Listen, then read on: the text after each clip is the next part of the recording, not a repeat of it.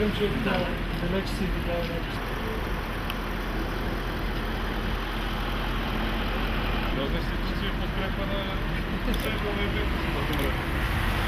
Браво!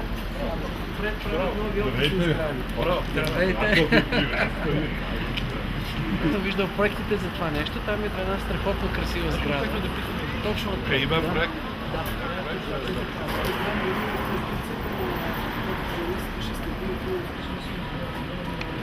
Не, така определено е, знаете, че скоро се строи.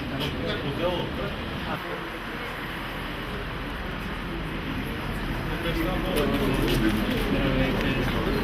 Благодаря много. Благодаря. Страхотен букет. Честито още веднъж. Със здраве да си ползвате и все напред.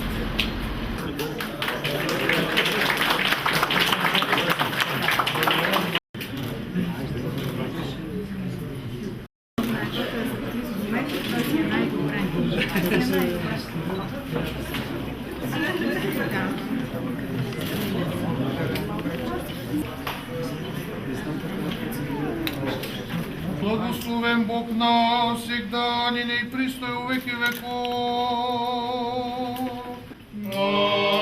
Амин. Христос воскресе из мертвых, смертью смерть поправ, и сущий в гробе живот даровал. Бог Господь явися нам, благословен гради во имя Господне. Благославя се и се освещава тази нова сграда на Камерата на строителите в България с благодата на Пресветия Дух, чрез поръсване с тази светена вода в името на Отца и Сина и Святаго Духа. Амин. Амин. Уважаеми господин министър, уважаеми господин Глосов, уважаеми господин Пешов, почитаеми представители на ръководството на Камерата на строителите в България, обичали в Господа, братя и сестри, Христос воскресе! Воистина воскресе! Ние сме в благодатното озарение на най-светлия празник, празника на празниците Възкресение Христово, който се освободява с днес чествания празник на един софийски мъченик, свети Терафонтий Софийски, пострадал в 259 година след рождението пакет на нашия Спасител Господ Исус Христос, тук в София, посечен с меч, и честното дърво, където се пази в старинния храм Света Петка, е скъпоценна реликва, която дава повод за тържество и отбелязване на една мъченическа смърт и тържество на Софийското мъченичество. Но ние имахме любезна покана от страна на ръководството, в лицето на господин Глосов, с благословението на Негово Святейшество Българския патриарх и Софийски митрополит Максим, да извършим освещаване на тази нова сграда, която се явява емблематична, съчетаваща гения, интелектуалната способност и възможността на различни хора в различни места, но в едно призвание на строителя да изградят нещо уникално. И разбира се, стародавната традиция, всяко добро нещо да започне с молитва, направи възможно днес ние да направим това кратко последование, да се помолим за всички вас, които строите и градите и издигате видимо просперитета не само на скъпата ни столица, но и на нашата скъпа родина. Желая ви добри сили, здраве и по-нататъчен успех във вашия просперитетен дълг като строители. Христос воскресе! Воистина воскресе! Многое лето, многое лето, многое лето,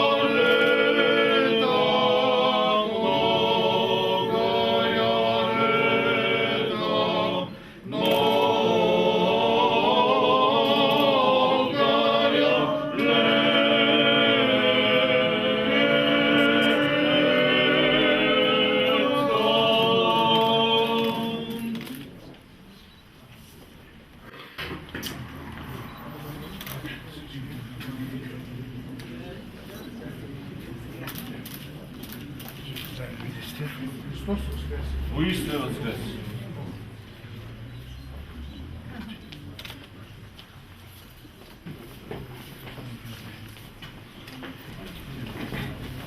Ваше Пресвещенство, господин министър, колеги, приятели, осъществи се поредната мечта на строителите в България. Първата осъществихме преди 2 години с нашия вестник. Това е втората мечта, да си имаме наш дом. След един дълъг избор, една дълга процедура от близо 2 години, най-после ние разполагаме с тази сграда, а и с офиси във почти всички областни центрове в България. Постигнахме нещо, което ще остане и след нас. Място, където българските строители ще имат като свой дом, ще се чувстват у дома си, ще работят служителите на камерата, ще се поддържа български регистър на строителните фирми. Изобщо нещо, за което само сме си мечтали. Не знам какво да кажа в този момент. Аз лично от 15 години го чакам на този момент, така че в момента ми е трудно да кажа нещо повече. Обръщам се към всички вас, чувствайте се като дома си, това е ваш дом.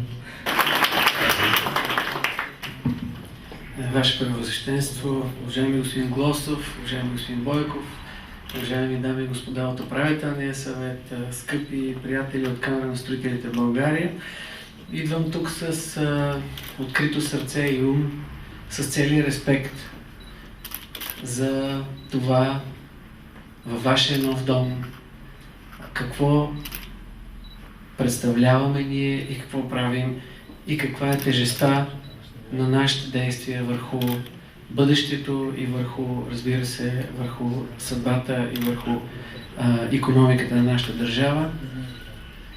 Моят респект е преди всичко към индустрията, която е структурно определяща в България, а и в цяла Европа и в целия свят, която е държава да вземе между 10 и 20% от брутния национален продукт е строителство.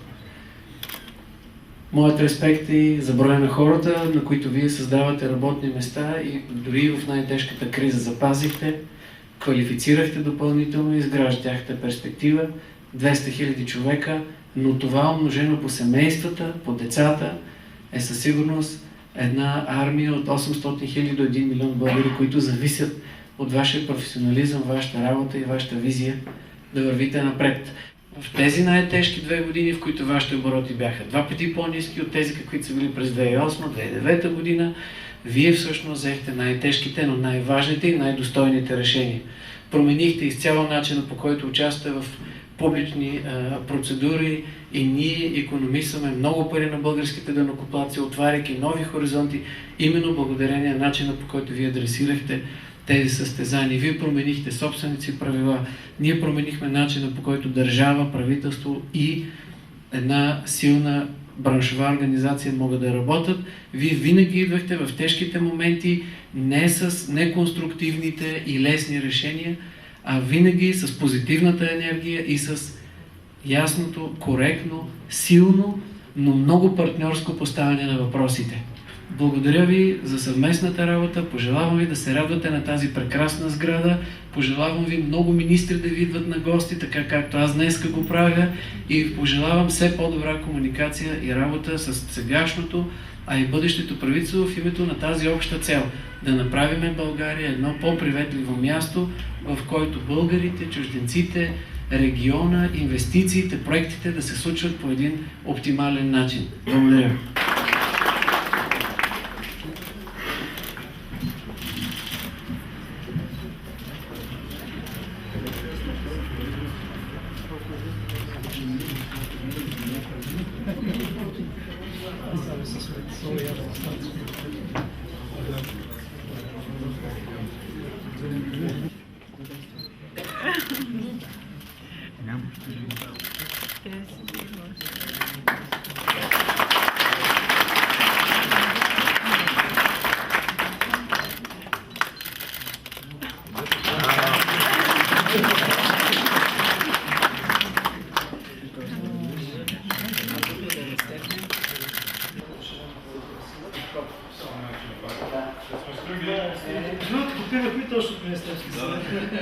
Тук е управител на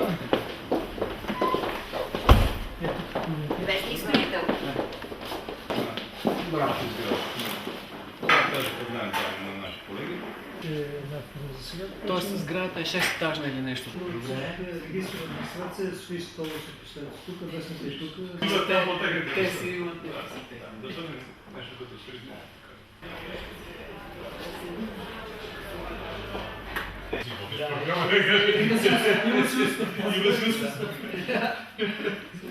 Техният бърз влак. Той е свръхскоростен. Аз съм ходил да гледам бързия влак по сеанса.